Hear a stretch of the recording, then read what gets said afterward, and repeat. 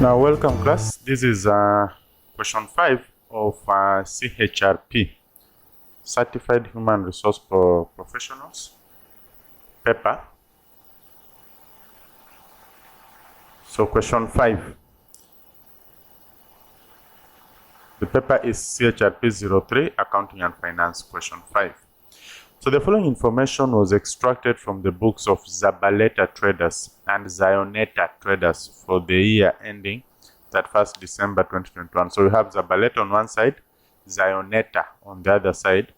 You have the sales, opening stock, closing stock, debtors, bank creditors, and purchases. For each of the businesses, determine the rate of stock turnover and the current ratio. So we are going to get the rate of stock turnover and the current ratio for each of the businesses. So we'll start with the first one, the rate of stock turnover. Now, stock turnover, we'll simply get a ratio, and the stock turnover ratio is equal to cost of goods sold. This is the formula normally found in the ratio analysis. Cost of goods sold over average inventory. Cost of goods sold over average inventory. It's a ratio. Average inventory. So there's no need for percentage. There's no need for the days. It's just a ratio. So cost of goods sold over average inventory. So how do we get cost of goods sold? Cost of goods sold is equal to the opening stock plus purchases minus closing stock, what we started with plus what we added minus what we closed the business with. Opening stock plus purchases, so we have opening stock here plus purchases minus closing stock. Of course, if we'll be having other things like sales returns, carriage inwards, purchase returns, we will have considered them also, but they are not here in this question. So we are just going to restrict ourselves to what is in the question. But if they were there, then we'll have considered. For example, sales returns will have deducted from the sales to get the net sales. Purchase returns will have deducted from the purchases to get the net purchases, but they are not here. So we'll just take opening stock plus purchases minus closing stock. That is it. That is the cost of goods sold. So, and just before we start working out the average inventory, average inventory is opening stock, what we started with, plus closing stock divided by 2. Average is divided by 2. So whatever we get here, those will be the figures that we're going to use to calculate the stock turnover ratio. So let's get on it. So for this is Zabaleta and Zioneta. So we start with Zabaleta. For Zabaleta, we will have opening stock, which is 400,000. So 400,000 plus, I'm working the cost of goods sold, this one.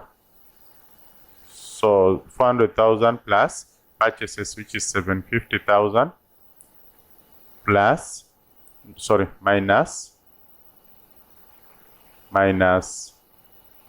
closing stock, which is 600,000. So that gives us 400 plus 750, 1150 minus 600, we have 550,000. Now this is for Zabaleta. Let's also work out for Zioneta. So Zioneta will have opening stock, which is 600,000.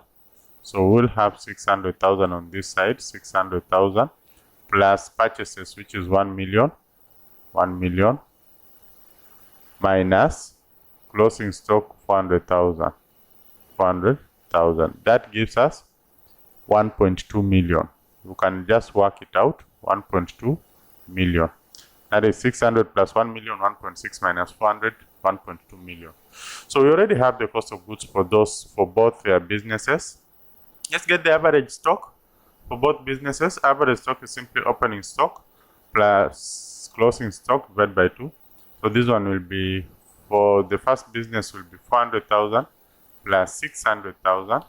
So for Zabaleta, and we are working this, the average inventory, so opening stock plus closing stock divided by 2. So 400,000 plus 600,000 divided by 2. This will give you 500,000. Add the 2, then divide. And then for Zioneta, we'll have the same thing, 600 plus 400. So 600,000 as opening stock plus 400,000 as closing stock divided by 2, which will give you 500,000. This is 1 million divided by 2, 500,000. So then let's work out the real thing, which is the stock turnover rate. So we have cost of goods sold here. In this case, the first one is 550,000. So 550,000 divided by 500,000, like that. And then for Zioneta, we will have 1.2 divided by 500,000. So that's how it will go. I'm now using this formula, cost of goods sold, which is this 550. We've gotten it here, divided by average inventory, which is this. And then for the other business, 1.2 is the cost of goods sold divided by 500,000, like that. So you just divide this. Let's get a calculator to help here, because we are interested in a ratio. So a ratio, you just divide and you will have it. So let's get the calculator.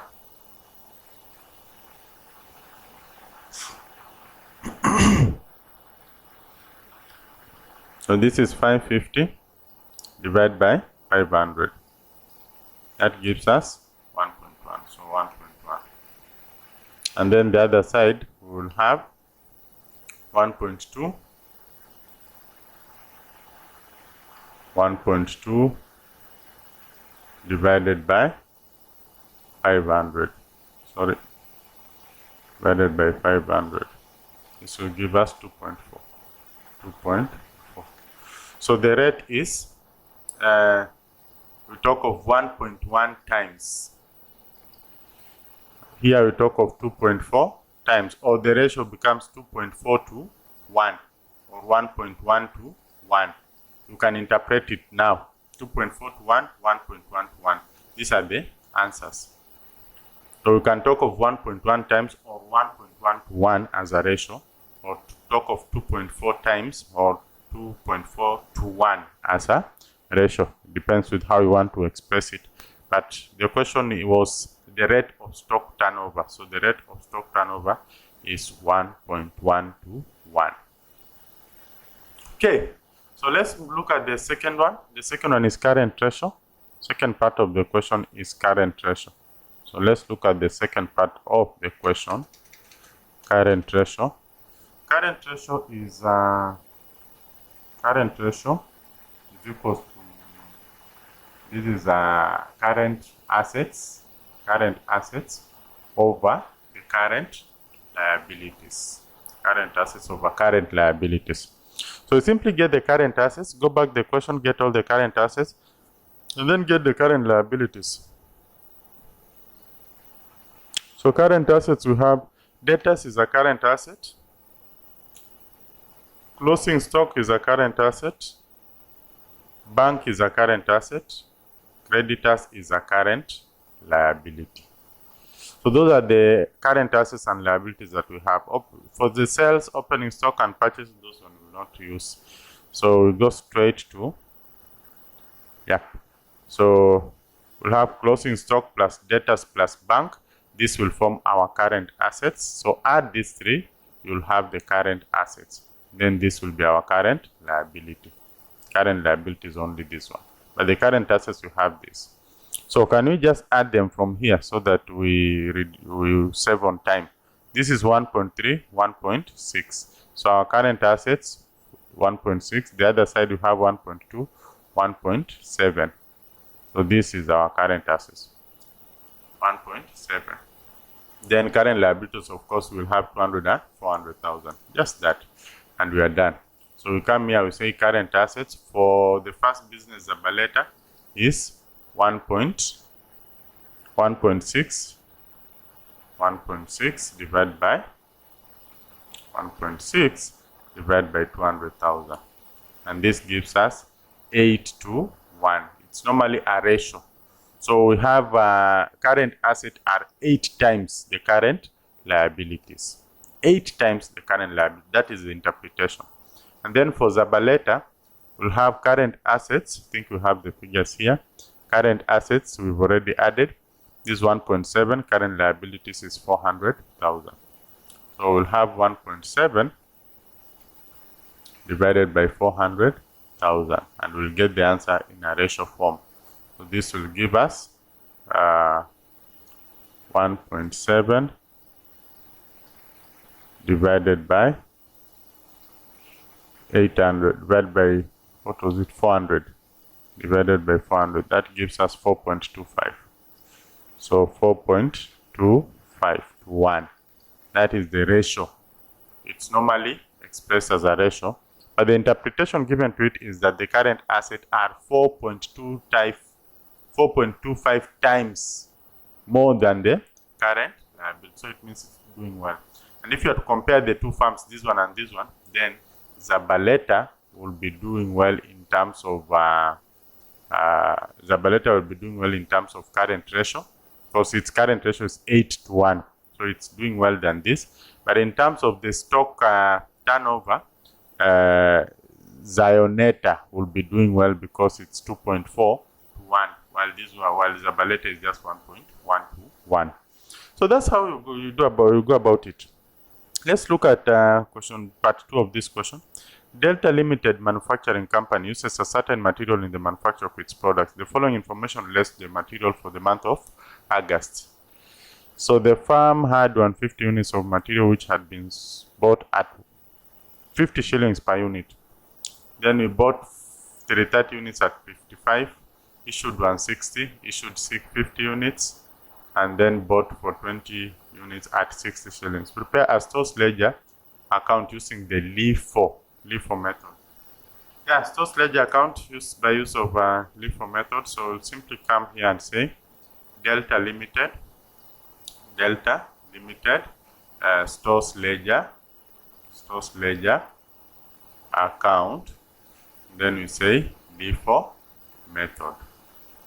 Stores ledger account LIFO method. So then this is a cost accounting, so the time might not be really of so much essence here to be captured in the heading. So we just go straight to the item. Now, stores ledger will always have the debt. Debt is very important here as one of the columns. Then we'll have the particulars, what has happened. And then after that, we'll have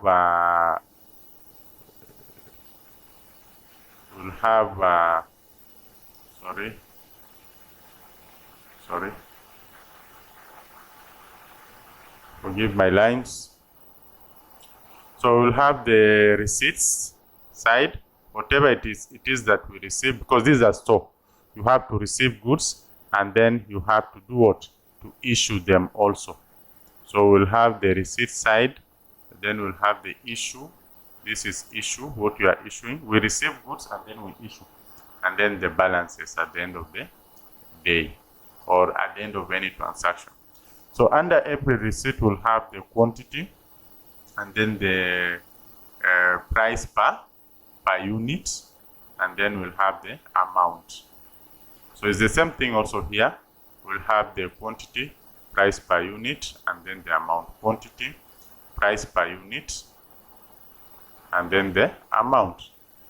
So and then here we now we need not to have the price per unit. These are just the balances at the end of the day. So we'll just have the quantity and the amount. So that's how we prepare it. So we can start. Let's start filling this. So the following information relates to material for the month of August 2022. August 1st, the firm had, so this is August 1st. We can talk of balance brought forward from the previous month. The firm had 150 units. 150 units which had been bought at 50 shillings per unit. So that means the amount was, you multiply 150 by 50, this should give you 7,500. 7,500. Yeah, this was what we started with. So we have not issued, this is what we started with in the business, so we can put it as receipts. And then we come here, balances at the end of that day, August 1st, we'll have, of course, the quantity is 150, this one, and the amount is 7,500 at the end of that particular day of transaction. Then we come to August 2nd, and we say we bought 330 units at 55 each. So bought, we can talk of purchases. We bought how many units? 330 units. At how much? These are receipts because they are now coming in at 55. So you simply come here, you multiply 330 times 55. What do we get? 18,150. So 18,150, like that. So the balances at the end of this day will be, remember we had 150 units and we have added 330 more units today on this 2nd August. So how many units do we have? 150 plus 330. This gives us 480 units. And then the 150 units were valued at 7,500. But now we've added stock worth 18,150. So how much stock do we have in the farm? 18,150 plus 7,500. This gives us 25,650. So 25,650, like that. So we have 480 units valued at 25,650. Then on August 3rd, what did we do? We issued 160 units. So we are issuing. This time we are not receiving.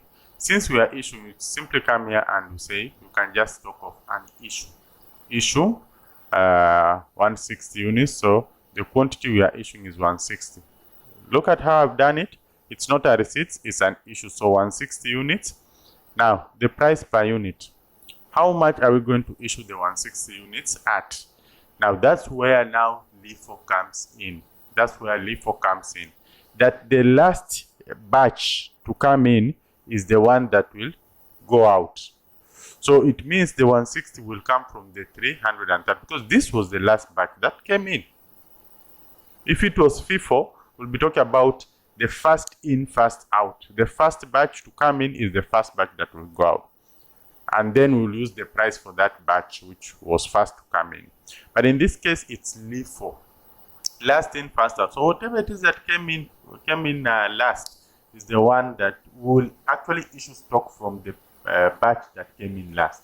And the batch that came in last was valued at 55. So we are going to issue 160 units valued at 55. We issue at the price at which the stock came in. So the whole trick here is identifying from which batch are we issuing the stocks from. So in this case, we'll issue from the last batch. So 160 times 55. What do we have? 160 times 55. We have 8,800. So then, come here, 480. We had 480 units, but we've issued 160 units. They have gone. So, how many units do we still have? It will be 480 minus 160.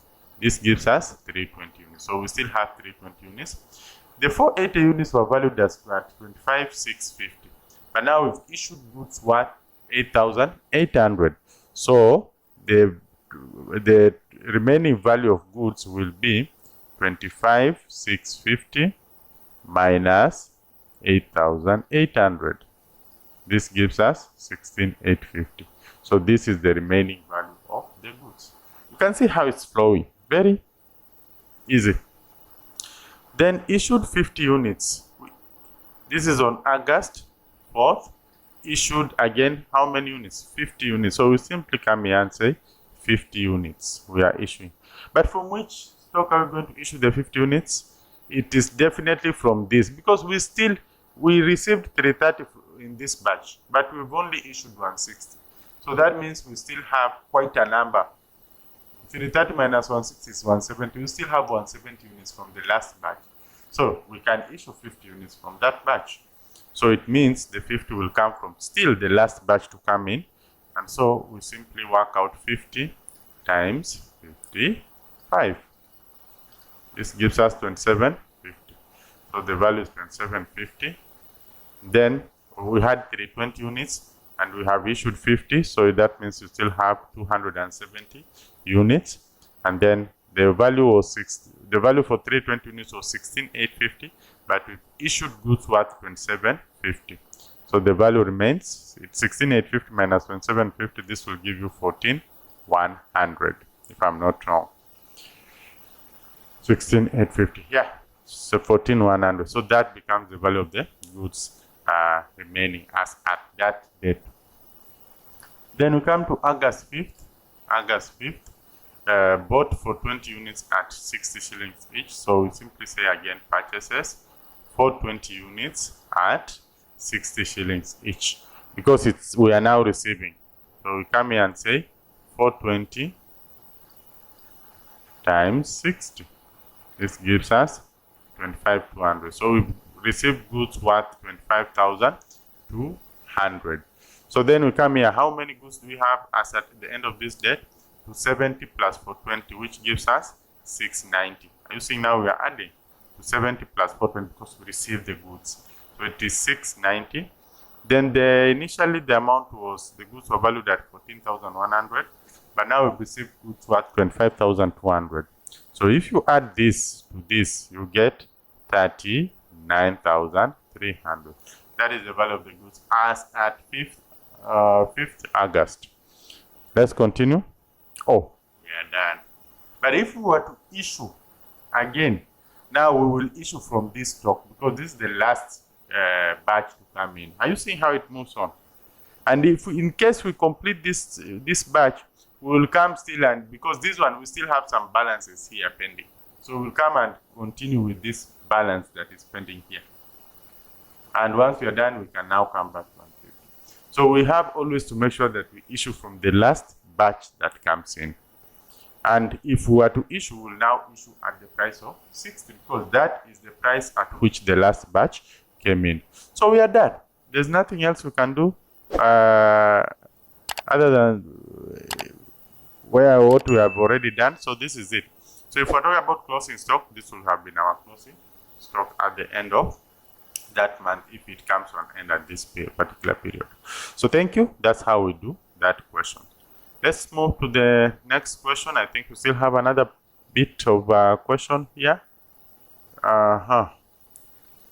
Let's see what this part contains.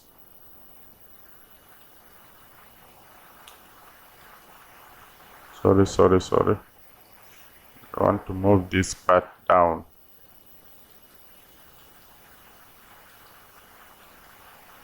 Okay, we'll just deal with it now that it has refused. Yeah, let's just handle it from there. May not be a big deal anyway. Yeah.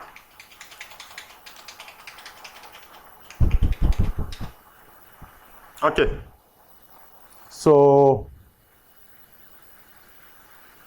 the following information relates to Chamchana traders for the year ending 31st December 2021.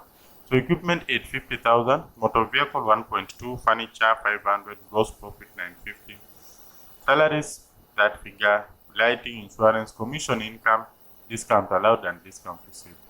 Additional information, depreciation is provided for as follows. So we have those depreciations. Balance as at 31st December, we have those.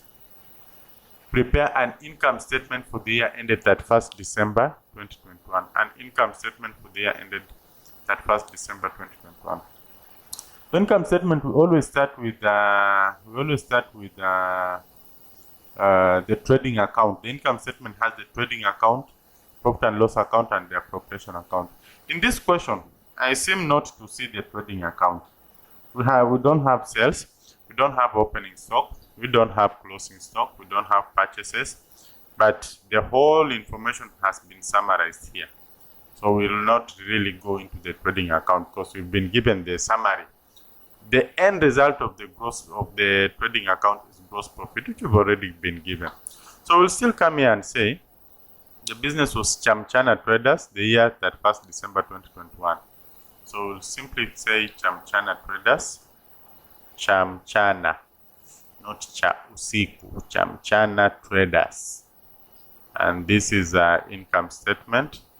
Income statement. Then you say for the year ended. For the year ended 31st Dec 2021, like that. Good. So we are on the right track. Then it's always advisable that you have at least let's work with 2 columns for let's just work with 2 columns, but 3 columns is always good because this is just a profit and loss account. Let's work with 2 columns. So we'll start with the gross profit, which is the end result of the trading account, and the gross profit in our case we've been given is 950,000. So simply come here and write 950,000 on the outermost column. And then after the gross profit, now we are basically dealing with the profit and loss account, which is the second account. Normally we start with trading account, then we go to profit and loss account, then appropriation account. But this question has exempted us from the trading account, so we go straight to the profit and loss account. So gross profit 950,000.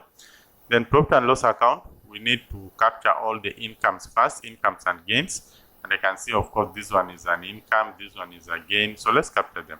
Commission income 16,000. Commission income 16,000. We might want to add them here. And then discount received 20,000. Discount received 20,000. Then we'll look at if we have any other income, or don't think if we have any. So we don't have any other. These are depreciations. They will feature in the expenses side and all these. Yeah.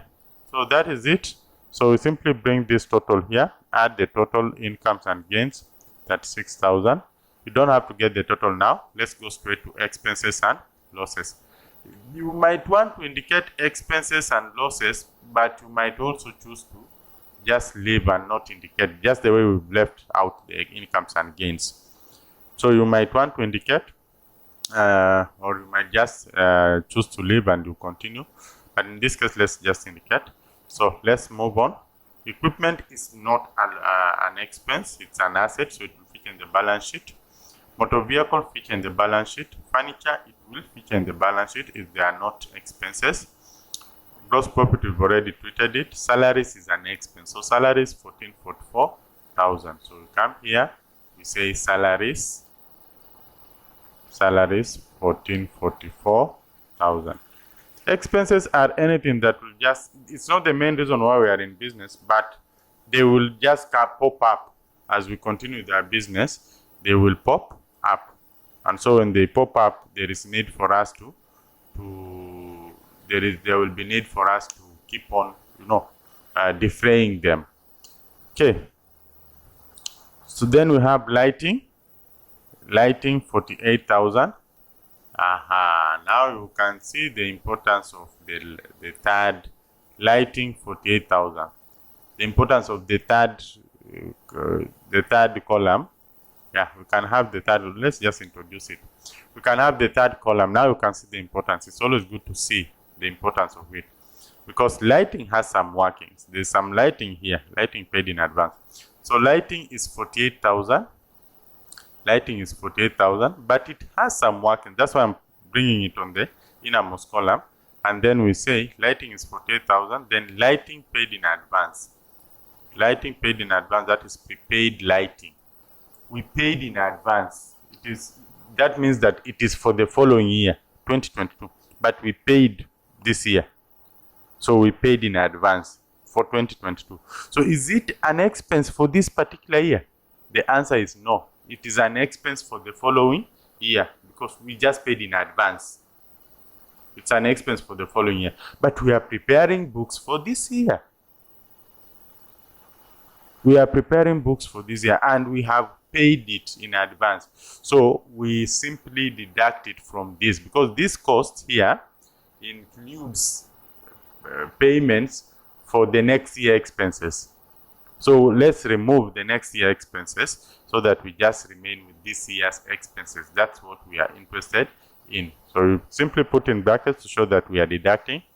I think the figure was 12,000. Lighting paid in advance is 12,000. So we less it, yeah, like that. So the lighting expense will be 36,000.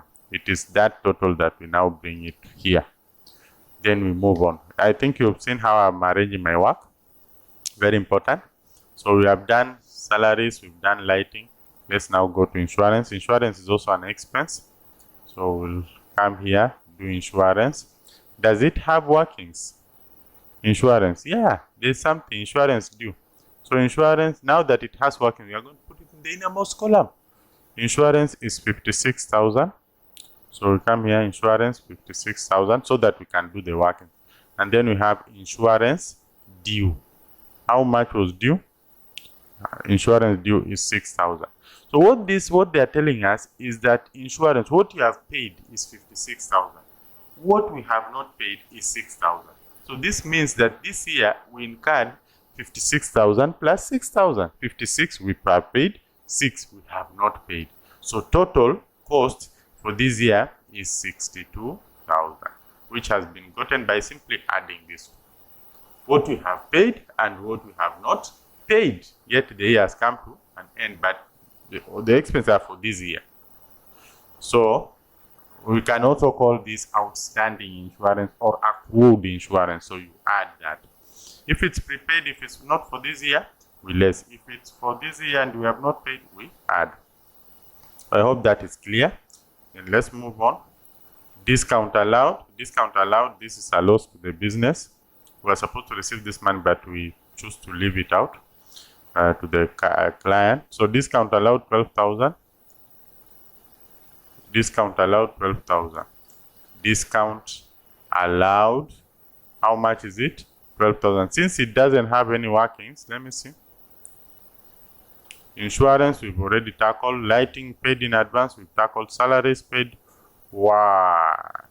We have salaries. We'll come back here. Sorry for that. So, discount allowed doesn't have any workings. So, we'll capture it as it is. Discount allowed, the figure was, discount allowed, the figure is 12,000. Need to be very keen. So, it seems we were sleeping on the job. Yeah, so discount allowed 12,000. Now, let's come back to salaries. Now, salaries, this figure was wrong because it has some adjustment. Sorry for that. Sorry for that. But this is a lesson to you because at least now you see the importance of being very keen in answering this question. You must read the question first of all, the whole of it, understand. So salaries 1444. I'll put it here because it now has workings. So salaries paid in advance 26,000. So salaries paid in advance. Salaries paid in advance. This is the same as prepaid salaries. Prepaid salaries is how much? 26,000. So we less this. Remember what we said. We have paid 1444,000 as salaries. But 26,000 is not for this year. We paid it in advance. It's for next year. So if you have to calculate the cost of this year for salaries, it will be 1444 minus 26,000 because 26,000 is for next year. So we are removing it from this year's expenses.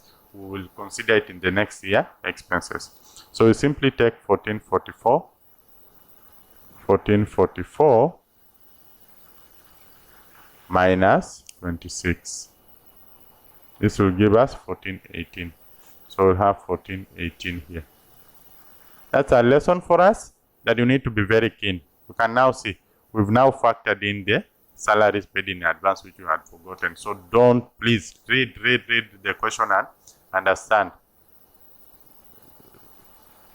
So I think we are done up to there. Now there's also another additional information here. The depreciation is to be provided. Now depreciation is what has part of the asset that has been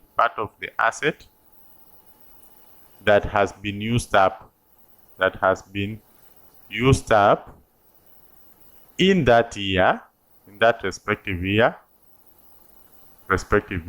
for production purposes. So the asset is there, yes, it's an asset, it will go to the balance sheet. But there is that part of the asset that has been used to generate income for that year. That is what we are interested in, the wear and tear. So we call that depreciation. So we say equipment is 10% on cost. We simply go to the cost of the equipment, and take 10% of that cost. That will be what has been used up in that particular year.